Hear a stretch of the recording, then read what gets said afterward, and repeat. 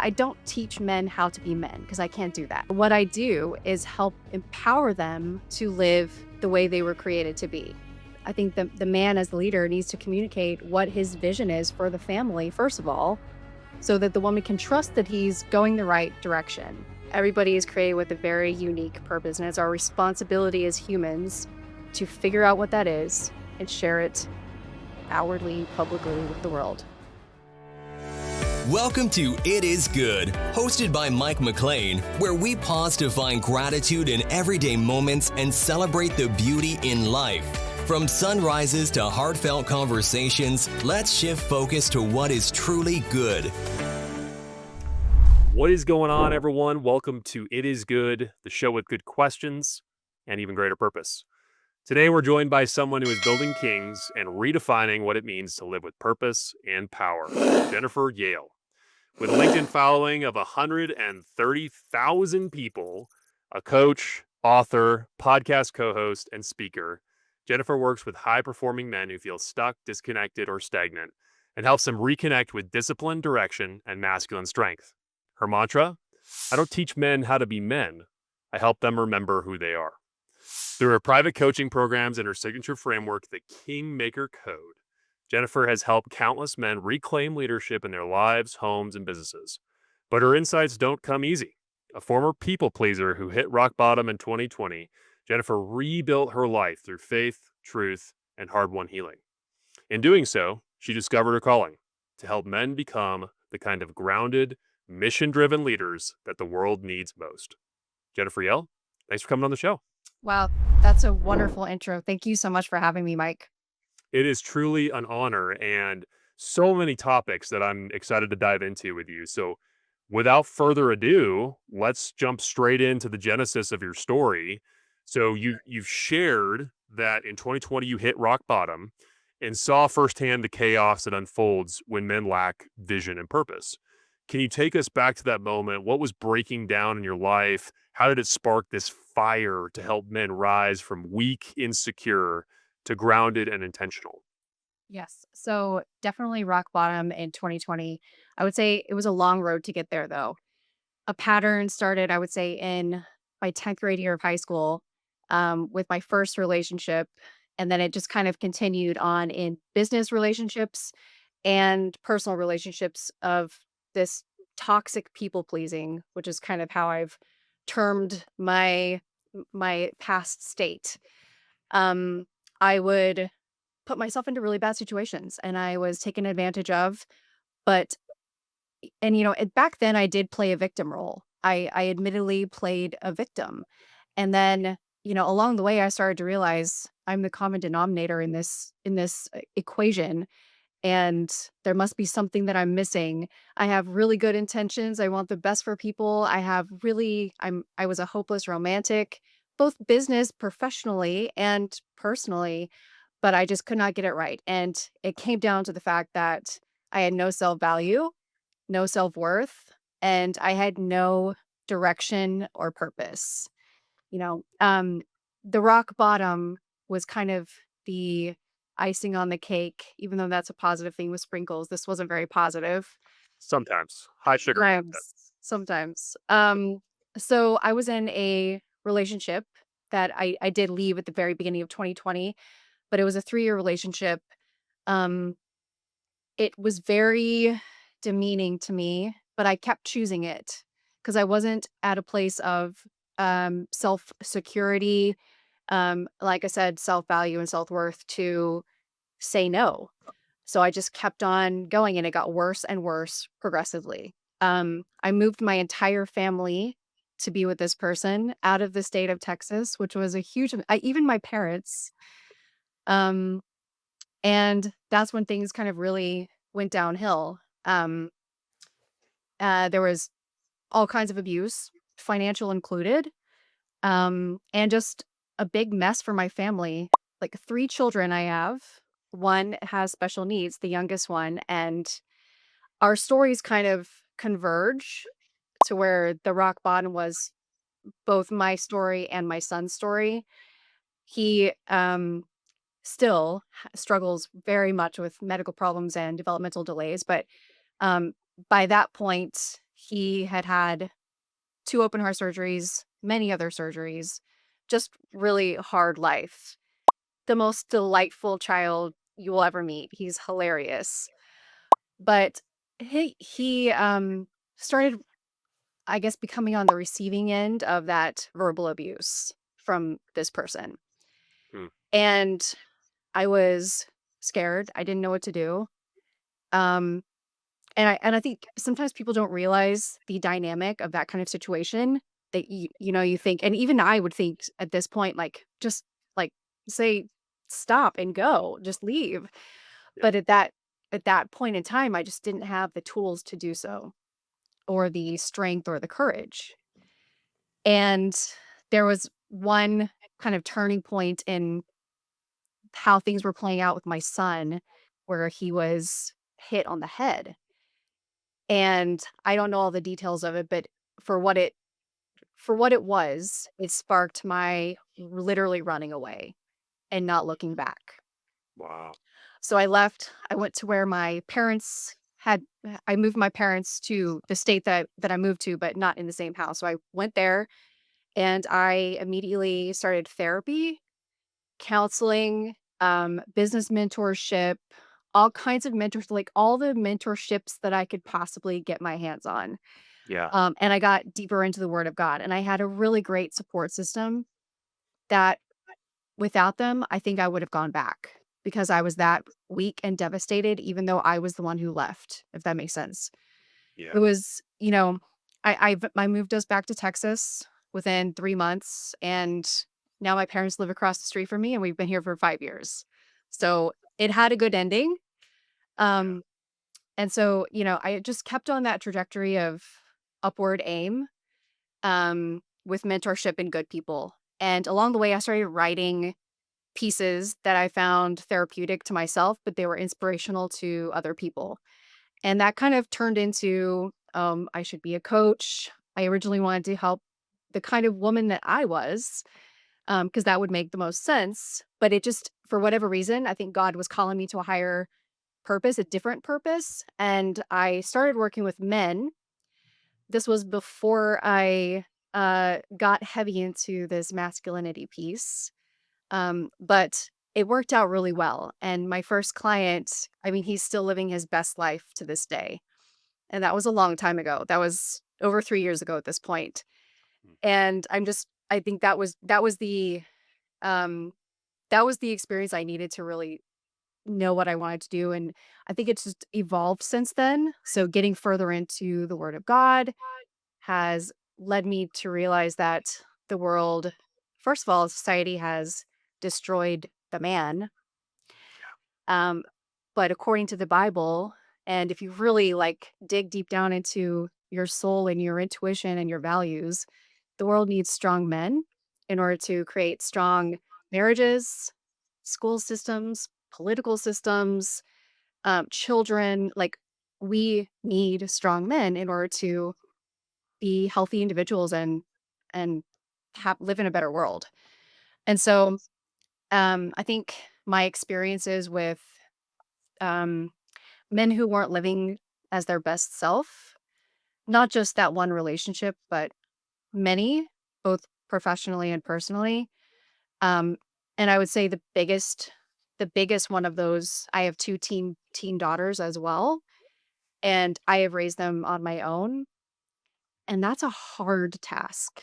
And I see, they're wonderful, wonderful, wonderful girls, but I see the difference in the girls they hang out with that have been raised by a 24/7 father, Yeah. and it's a real thing. I can only do so much. There are certain things that a mother just can't do, and so Well, that's why it became really, really important to me. your courage and vulnerability shine. And I think, and we'll get into this a little bit, but the power of vulnerability, especially in redeeming our society, is such an important component. And one thing, as a recovering people pleaser, I think it's important to ask the question: those that feel stuck in people pleasing, especially clients or even just friends or yourself, your own personal story, how do you help them get unstuck from prioritizing pleasing other people? Yeah, I mean, it's a really honestly, it's so hard, and maybe you experience this too since you are a recovering people pleaser, but it's almost like it never fully goes away. It has to be a daily intention, kind of like love. Love is not a feeling, but an act, a way of being. It's the same thing. I have to like consciously choose not to people please on a daily basis. But I think at the end of the day, when you discover your core values, you embrace your true authenticity, which takes a lot of work in creating a new vision, um, creating, I would say, a deeper connection to a higher power. For me, that would be God.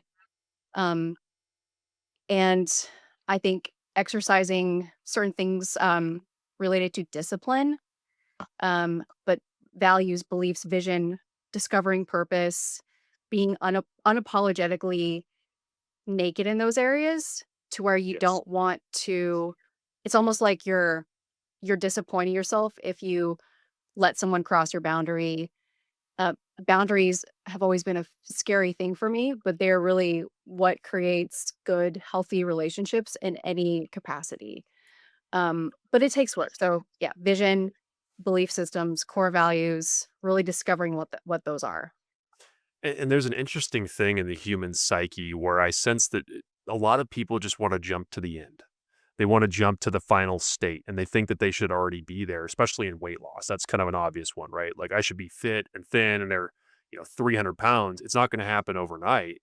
And I think something that a lot of our listeners and a lot of my clients deal with is they don't embrace the journey to get to that end state. And that's really what it's about. That's life. And I think that's also people pleasing is as somebody that struggled with people pleasing, you want to not people please immediately. And it's just when you're changing something so innate to who you are, how you were programmed to design, and moving towards, and we'll talk about this, the standard that you're trying to espouse, it takes time. It takes effort. It takes intentionality and discipline.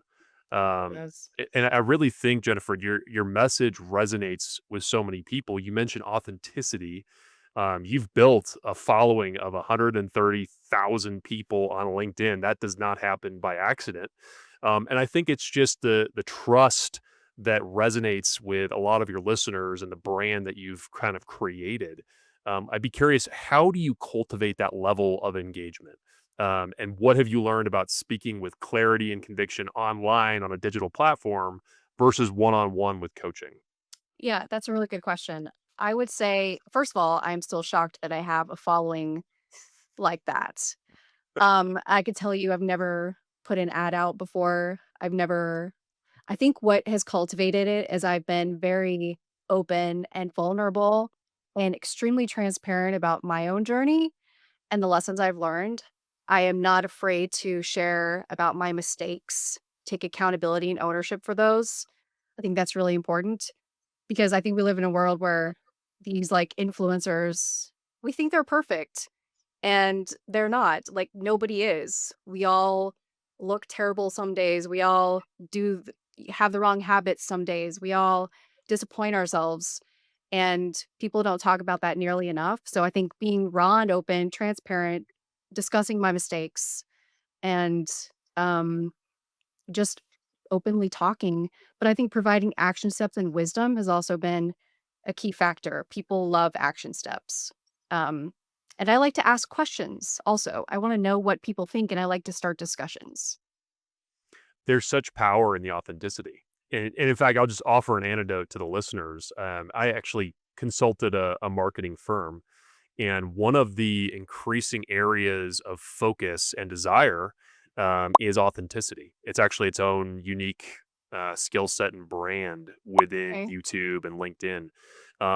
And so it's no surprise. You lead with strength, with vulnerability, with authenticity, and I think that's just so well received by people. I'd be curious from your vantage point for somebody that's just getting started, what advice would you give to them to build their LinkedIn network? Talk about the things that people don't want to talk about because that gives them permission to also relate and talk about those things with you.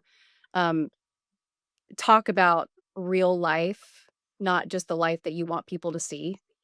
Mm. People really find value in that and provide some sort of lesson because at the end of the day, again, like I think the reason we are here on this earth is to figure out our purpose and then share with the world certain value and wisdom related to our journey. So if you do that, I think you're golden.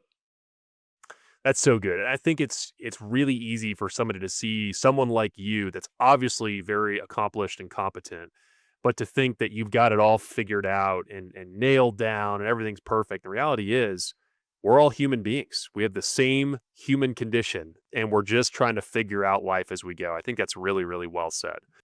I mean, I think about myself even like I live in a household with 3 children by myself.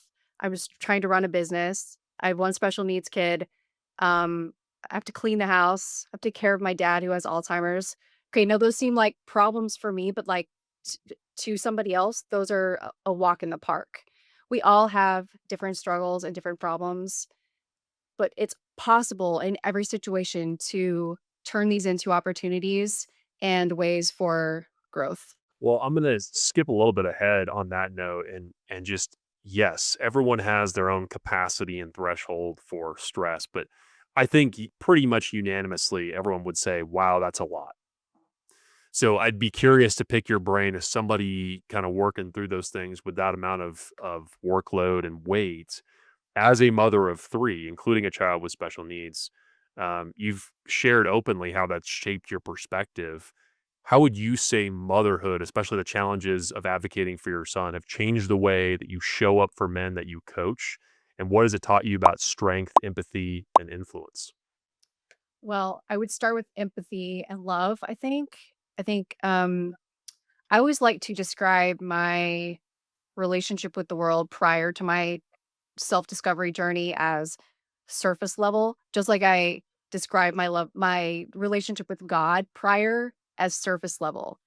And now things are so much deeper for many reasons, but I would say having a child with special needs and it just it throws you into a world that you're not expecting. I mean, for the in the first 2 years of his life, he was 100% tube fed, 2 open heart surgeries, about 10 months in the hospital altogether, addicted to methadone because of all of his drips during surgeries that he just somehow was one of those kids who developed an addiction as a baby. Like that was like things like this and 24/7 oxygen at that time period also things like this you just don't like see happening, but they happen everywhere. Yeah, Um and people are born with things. And I think it just really I see people different these days. I see into people's eyes and into their souls more so than I did before.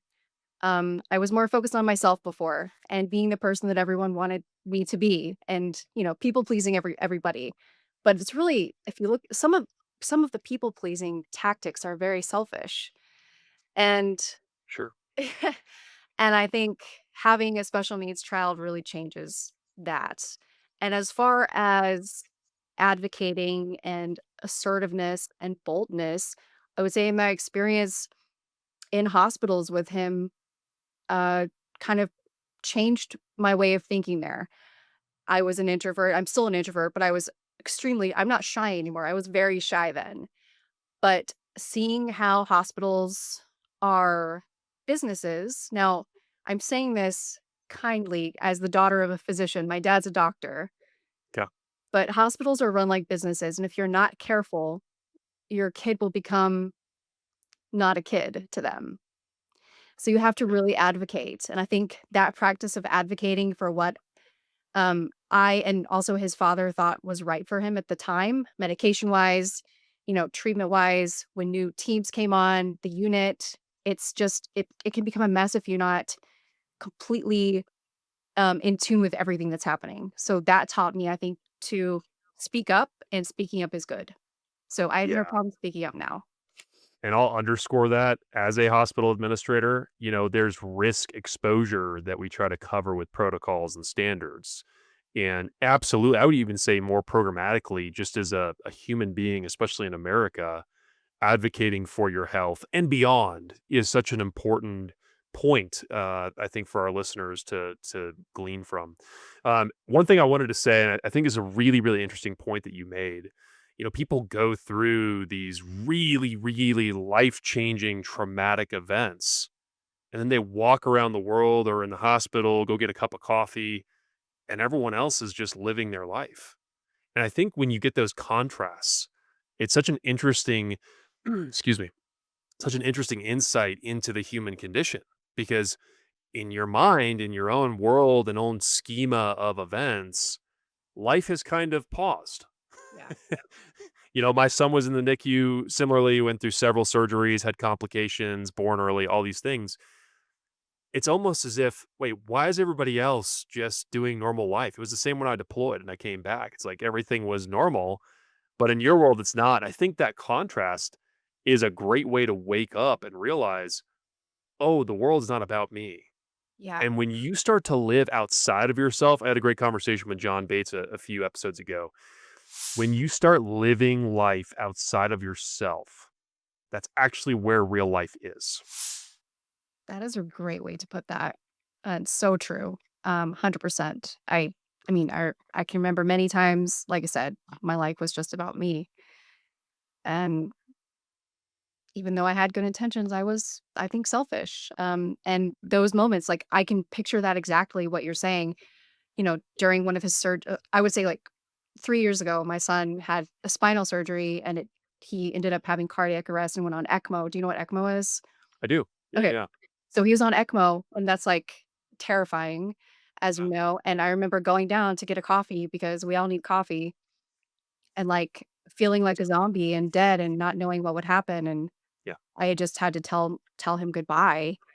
Now he's fine, but in that moment, like, and I see people just sitting there laughing, I'm like, "Oh, okay." Yeah. Yeah, it really opens your eyes to this is, there everybody has a story, and we need to see everybody's story. I'm proud of both of us for getting through that non emotional, non tearing up because this is profoundly personal to me. Well, now it's starting. Oh, no. But, this is my hope for listeners is they don't have to go through the trauma I went through. And it sounds like you and I have very similar stories. My hope is that they can see that there's life outside of themselves without having to navigate the deep brokenness and sadness that can come with life. And I think when people see that, or at least can acknowledge, oh, there's good in that, and then move towards that direction. When I say that there's life, what I really mean is, especially if you believe in design, we were created for deep joy, not happiness, joy. And that's really where you find it, which we could talk for hours about what I mean by that. But hopefully, people within the context of what we're saying can kind of glean that from the conversation. That's wonderful. Yeah, a joy, when you find joy, happiness is a fleeting moment, but joy is is a state of being that transcends struggles, pain, happiness, excitement. It stays. Yeah. Well, I didn't know that I could have much more respect for you, but holy cow. I mean, amazing, amazing, amazing, amazing. So switching gears, and an obvious question that I want to kind of get out of the way early here is most people would say you're a female that is coaching men in masculinity. Um, and you've said that people would ask, why do you care so much about men? Or what makes you think you can teach men how to be men? I'm paraphrasing. That's not me. I personally love your mission. How do you answer those questions? And what unique value do you think you bring to this space? And how do you kind of navigate that initial skepticism? I have a lot of ways I can answer this. So, yes, that is definitely my number one question that get asked. Some people ask it genuinely out of like honest curiosity, and some people are more sarcastic and rude about it, which is unfortunate, but I totally get it. I always answer no matter what. But I think I want to go back to how, and not to be too spiritual or religious, but No, go God for it. created men and women, and he created them to complement each other. And so that's what I wanna start with. I think that even outside of a romantic relationship, the masculine and feminine energy complements each other, and it creates more openness and vulnerability, I think. Now I'm not saying that men shouldn't have a good group of men. to talk to because they absolutely that's crucial. Yes. But I think that makes my coaching framework work. So yeah, I don't teach men how to be men because I can't do that because I'm not a man. But what I do is help empower them to and encourage them to live the way they were created to be with certain traits that I think withstand time, um, based, on biblical traits, but can apply to everybody no matter what they believe. They're simply traits that men should have. And those men who have those traits have healthy marriages and children and do really good things. And most importantly, they are led by purpose and vision and mission, which is what all men should have. All men need a mission. So I just Yeah. empower and encourage through action steps and discipline to live that way. And that's a great segue into your 13 kingmaker traits. Things like honor, discipline, leadership, love, and vulnerability. Are there one or two that you think men wrestle with the most? And how do you create kind of a safe space for them to engage with something like emotional connection or vulnerability where it doesn't feel familiar or comfortable in any way? Yeah, I would say the two, one may be surprising to you, but two of them I think men are struggling with most today. One is the obvious, which is emotional vulnerability and emotional intelligence. Yeah. Men are taught to suppress their feelings because it's a sign of weakness to be open and talk about their fears and their struggles and all of those things. But I try to, and I think the world is coming to realize this more, but being vulnerable is a strength and it creates connection when there's disconnect, and it creates trust when there's none. Like, it increases those things the more vulnerable you are. Now I'm not saying, you know go cry like a baby and complain. It's not about complaining, it's about being vulnerable. So there's a difference. I think that would be the number one thing because we're also like the society's taught us just like absolutely can't do that. So even when men want to do that, it's hard to do. And then there's always the question of who can I be vulnerable with? Can I be vulnerable with my wife? I would say men have like a 50-50 answer there. So I'd be curious to hear your thoughts on that one. And I think Yeah. yeah. Yeah. I think personally, and I've got, we could talk for hours on this point. I think there's often an interplay with men where they confuse vulnerability with authenticity just in terms of being truthful with themselves. Um, and I think sometimes shame comes into that a lot as a man. But I think the vulnerability is truly and earnestly owning those areas of our lives authentically. And that's Mhm. really what I mean, where there's that interplay because, I may be deficient in an area. Like let's use weight loss. This is such an easy, area of people's lives to interact with because it's so cut and dry, right? Those that lack vulnerability or have shame or lack authenticity are going to say, "Oh, I'm 300 pounds, but it's okay. It's not as bad as it used to be." Right? Instead of genuinely owning it, pushing away the shame, going to the deepest parts of themselves and saying, I'm not comfortable with this. Mhm. This bothers me. And I think having a spouse, especially in a healthy relationship, it's so important to have that authenticity and connection at a deep level. Trust is such a huge component of that because if people take that vulnerability, that power, and then twist it in a way that they manipulate and use it, that's how marriages crumble. That's at the deepest level of connection being taken advantage of. That's a that's a real problem area for sure. Yeah, I 100% agree. And to your point, I think to go a little bit further in that, another thing that men are struggling with in their marriages these days, what I'm finding is a lack of connection, like some sort of disconnect between them and their wife, no emotional intimacy. Yeah. That's how you fix it. That's exactly how you fix it. So if men are looking for more connection to their wife, that's how you do it. Huge nugget for the listeners out there.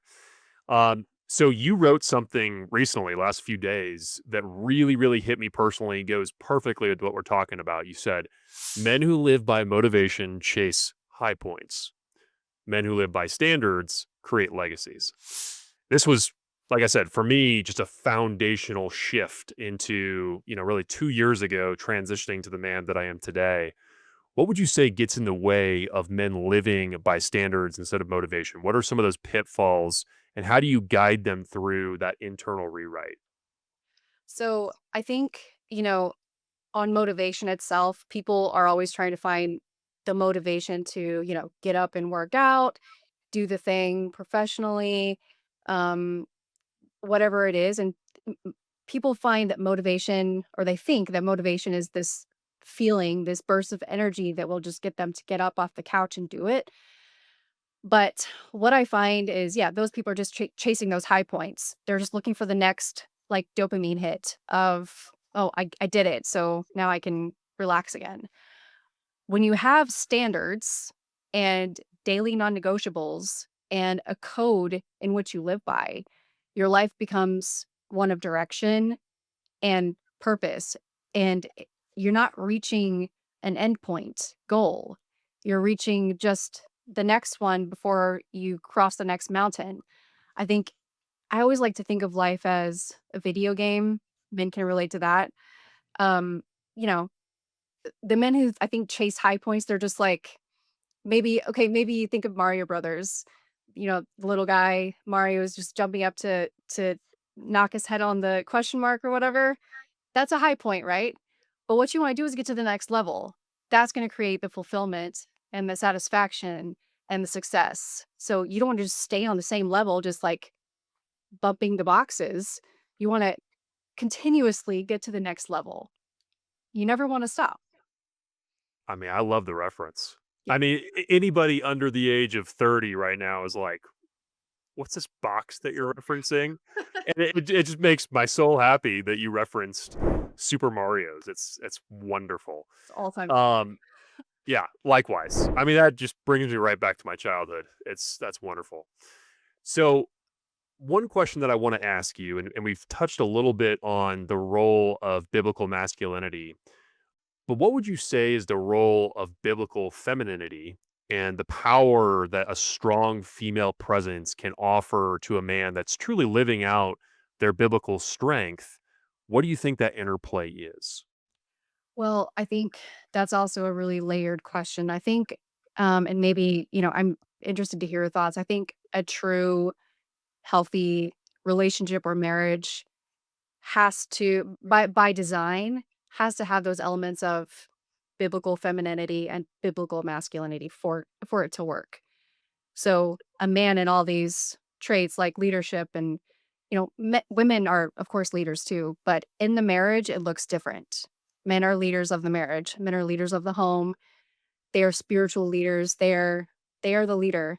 Um, I think a woman has to be able to feel secure enough, heard enough, valued enough in order to let down her masculine walls because women are very masculine these days, very defensive and on guard.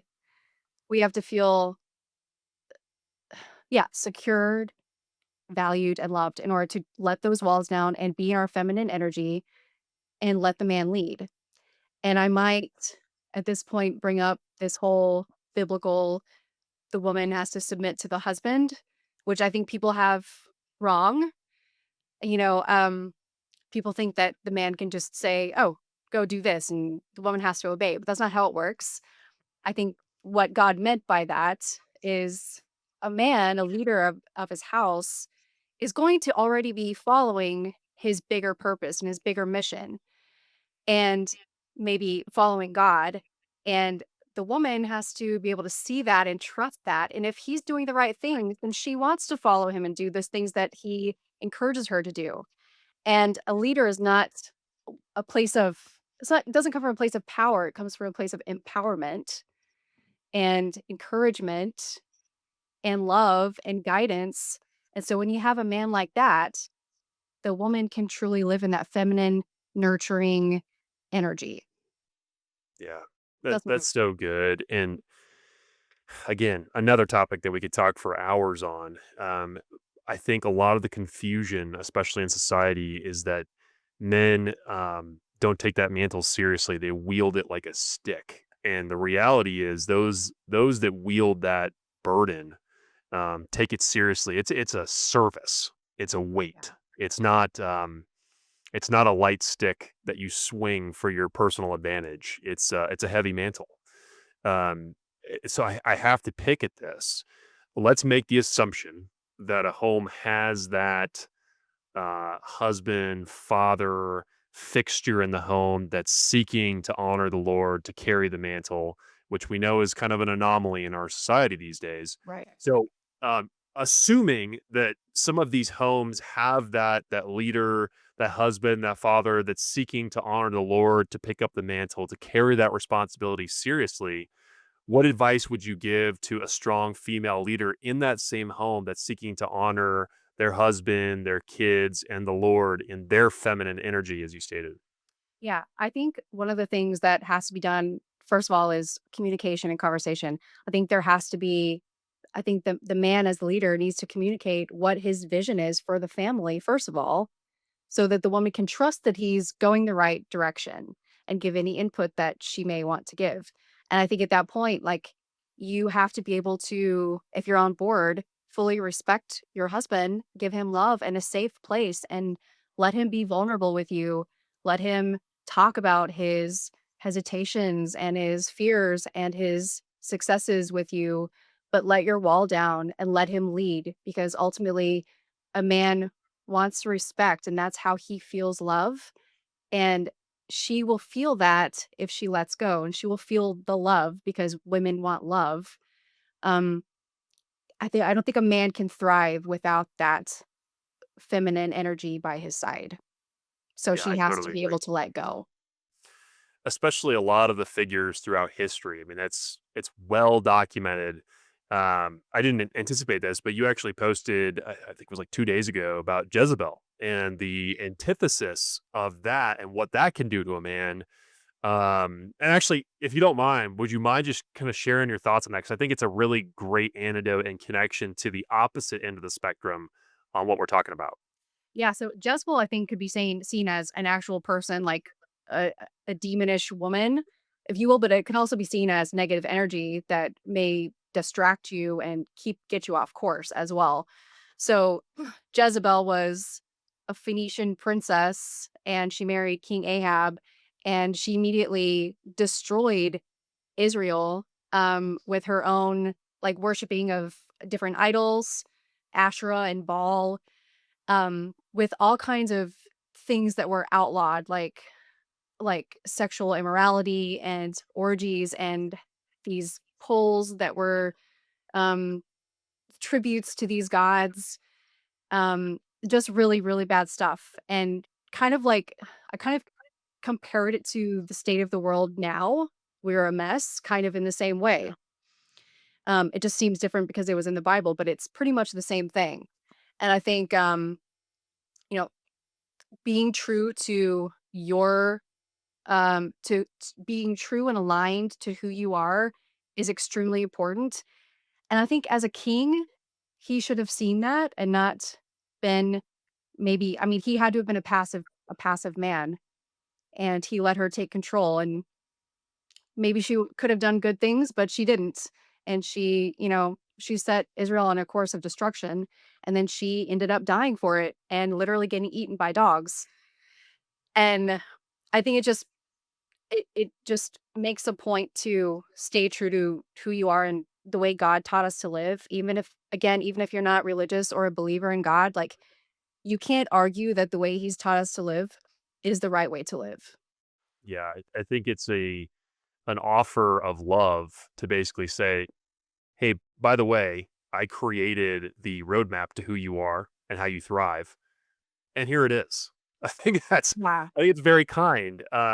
Yeah, and I think, And like, the ultimate lesson that she teaches us is, if when you don't abide by those ways of life towards, like, being able to thrive and succeed and be fulfilled, you will be permanently ruined. would you go so far as to put motivation in the category of hedonism? Huh, that's interesting. Um, I'm obviously going somewhere with that, but I'm just curious. I think in a lot of ways, yes. because hedonism is based on impulsive, things that will bring us pleasure in the moment. And so, yeah, motivation is, I mean, you're again chasing that dopamine hit to the brain. So, yeah, I would say so. Yeah. Now, going back to my point earlier on standards, is like this is why discipline and having a code of a standard is so important that you don't break, because that just gives you a roadmap of how you're going to live every single day. You're not going to be distracted by hedonistic tendencies. Or even the Jezebels, whether they're your spouse or a coworker or whatever the influence is, that's the primary barrier to living out the calling in your life. And I think there's just so many people that you say that and they're like, well, I don't even know where to start. Then you're not living your life. Like if you're not spending the time to explore that, like we all are living right now. Some of us on the later end, some of us on the earlier end, but we're all living in this human existence. This is the most important thing that people could possibly consider is why am I here and what am I doing? And so I think the point that you're espousing is there's a better way to live. And it's not hedonism. It's not motivation. There's actually a design for your life, whether you're Christian or not. There's a more fulfilling, deeper, richer meaning for your life. And having that standard, that structure is how you get to that point. Do you kind of agree with that I assessment? absolutely agree with that. And I think one of the things I like to do with clients is really determine what the Jezebels are. Now, I haven't used this term with my clients, but now I'm going to. What are the Jezebels in your life? Hmm. Delete them, like cut Yeah. them out. You need to assess what the distractions are, what the things that will kind of lead you down an evil path are. Maybe it's the bag Yeah. of chips in your pantry. That could be a Jezebel. I mean, it could be so many different things, but determine what those are and get them out. That's such a good point. And yeah, you're right. I mean, the spectrum, I think most people, when they hear Jezebel, if they're anywhere familiar with Christianity or the Bible, they think promiscuity.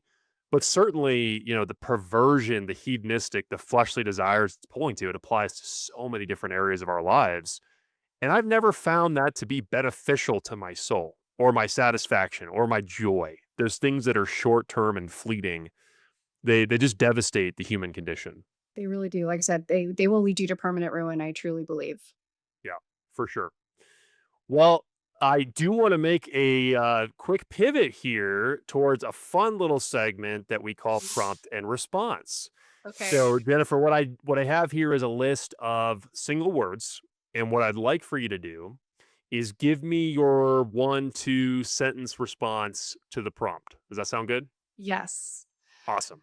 All right, first one, totally on brand, Kingmaker, Legacy, standards, code, integrity, masculinity, biblical. Am I thinking of words or sentences? both, whatever Biblical, comes to mind. strength, discipline, self-control. When you go to a counselor in mental health, they don't put guardrails on this. They let you explore as I'm so bad at this. You're doing great. You're doing great. LinkedIn, Oh, impact, value, raw conversation, discussion, leadership. purpose, empowerment, encouragement. I see the perfectionism turning in your mind. Yeah, I know. I You're like, I've got the perfect response to this. Great can't response. do it. I can't do it. It's great. Faith, Oh, foundation, vision, vision. So when I think of the word vision, I think of all the aspects of life, relationships, finances, physical health, nutritional health, spiritual health, mental and emotional health, professional health. almost intentionality in a Yeah. sense. Yep. That's good. That's good. Legacy, Um, impact. What are you leaving behind that people always remember you for? Something that's generational. motivation. Discipline. I don't like motivation. I hate that word. And now we have the attachment to Jezebel. Yes. And for the listeners, motivation can be good, right? There's a positive emotional component to motivation. As a leader, I try to motivate people towards a good end. So it's not all negative. I think it's just people that take on internal motivation as the primary vessel to move towards what is good. And that's all that for me, that's where it goes awry. Yeah, I think the better motivation comes from consistency and discipline and in your standards. I think you can see clearer as well. Like you see more clearly what are those good things that are motivating, right? Like to me, I'm motivated by seeing somebody have a breakthrough. That's super motivating to me. But it takes getting out of the muck and actually living in ways that satisfy your soul to be able to see, oh, what are those good things? What are those things that drive me internally that are positive? Right. Standards. Well, this would be action steps, code, um, daily non-negotiables, moral code, your ethos, Nice. Vulnerability. connection, trust, intimacy, Motherhood. joy, um, very hard, fulfilling, blessing. Purpose. I always think of the way I like to describe purpose, at least, is everybody, I think God created everyone with a very unique purpose. And that's something deeper than, being a father, being a mother. Those are all good things. And that is a purpose of itself. But everybody is created with a very unique purpose. And it's our responsibility as humans to figure out what that is and share it outwardly, publicly with the world. Impact some people. Yeah. And get the Jezebels out of the way. Get the For some men, going. there's some men that are destined to conquer the world for good, and their Jezebel is a 6-inch screen. That's so true. I don't remember what the story is. It's something called like the commander that never was, or I can't remember what it is. Ooh. You know what I'm talking about? It's like I love the idea. it's along those lines. Like this person was. Just a story, but like this person was created with like he was supposed to be like the best commander in the entire world, but he never did it because he didn't follow his intuition. Mm, I can't remember the exact details, but it's worth looking up. yeah. Who knows if you were created for such a time as this? I think there's so many people, and this is going to be kind of a covert statement, but there's a mantle that they have agency to pick up. And I think this is happening globally. And people can choose whether or not they pick up that mantle. Yeah. And there's a lot of people that are saying, I don't want to pick up that mantle. That looks heavy. I'd much rather go hang out with my Jezebels. Yeah, it's really sad. We live in a world, well, based on hedonism and Jezebels for sure, but I think people are also afraid of speaking their values or standing for something that might go against the grain, even though they may think it's right. I think that's a shame. And the sad reality is they're so deceived to think that it's actually more fulfilling to pursue the Jezebels when the reality is that transaction is a lot like me giving you a dollar bill and I'm taking 100 from you. Like it doesn't make sense, but you don't see that because it's really, really twisted. Yep. Okay. So most guests, I would say amazing. You had 10 questions, prompt response, set them up, knocked them down. You killed it. Now you've got a platform. But you're not off the hook yet, Jennifer. We've got one more segment. It's a bonus segment. I think it's rather fun. What I'm going to do is test a little bit of your masculinity traits knowledge. And so God. I'm going to give a brief bio of 5 male leaders throughout history.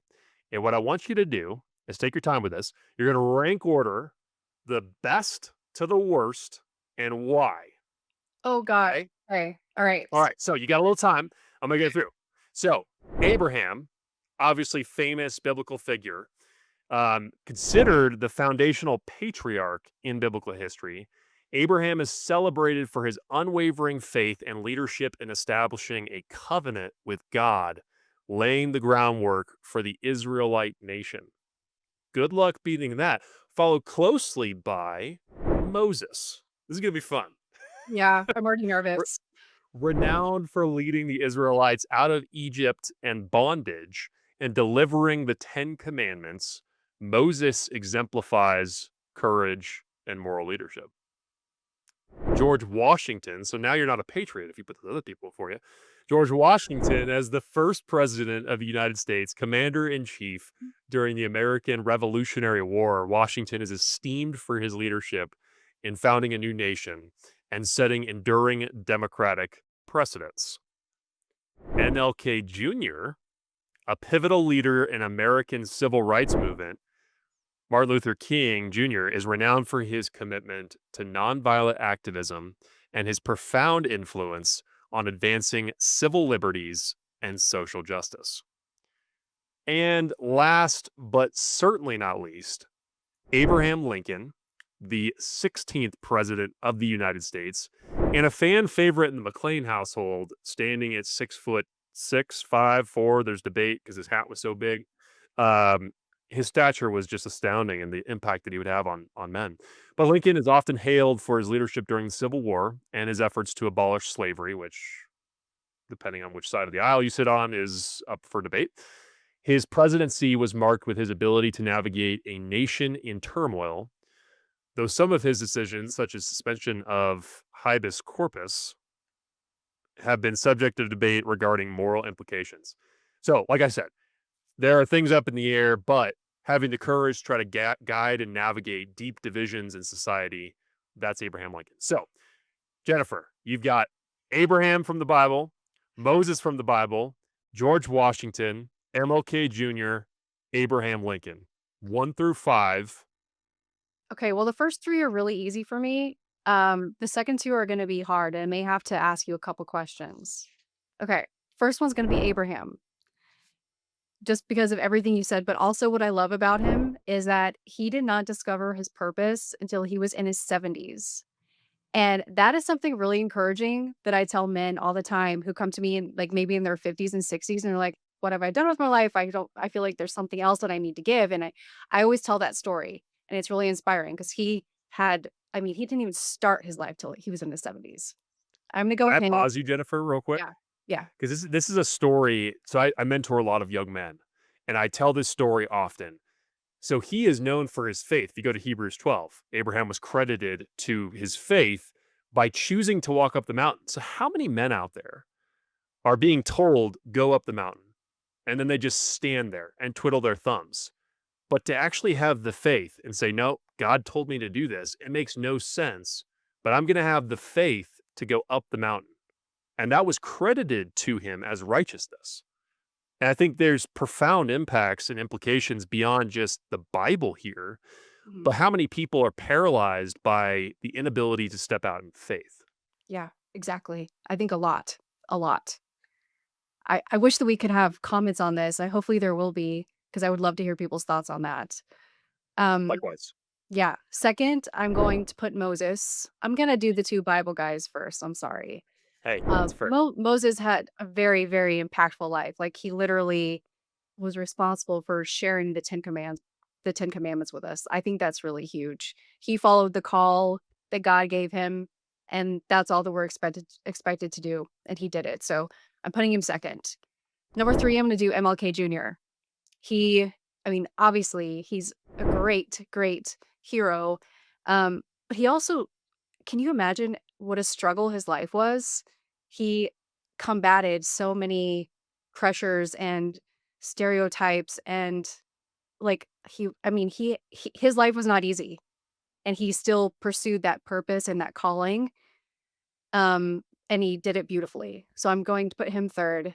I think I'm going to do Abraham Lincoln next. I'm really really torn and like my heart's beating fast because I don't know which one's the right answer.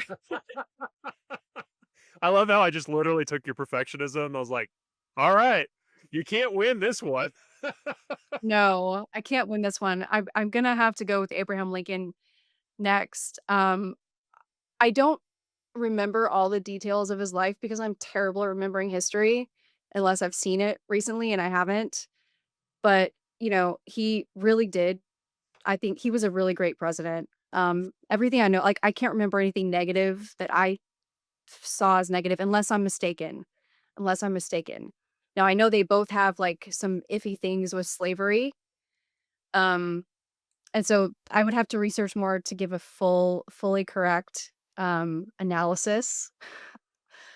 But I'm gonna put Abraham Lincoln and then Washington. Okay. Our listeners are going to be kind. They're going to be kind. So I hope so. Please. But here's the reality. In our society right now, an Abraham Lincoln is sorely needed. Somebody that can cross the aisle, that has a code and a standard that they espouse that uplifts the American people. I think there's a craving for that. Absolutely. Well, Jennifer, 10 questions up, 10 questions down. You ran the gauntlet of the prompt and response. You masterfully handled the 5 leaders.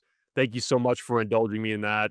It has been a profoundly beautiful conversation. Thank you so much for your courage, your vulnerability, offering so much value to our listeners. It's been a real pleasure having you on the show. Thank you so much for having me. It was a pleasure of mine and an honor to be here.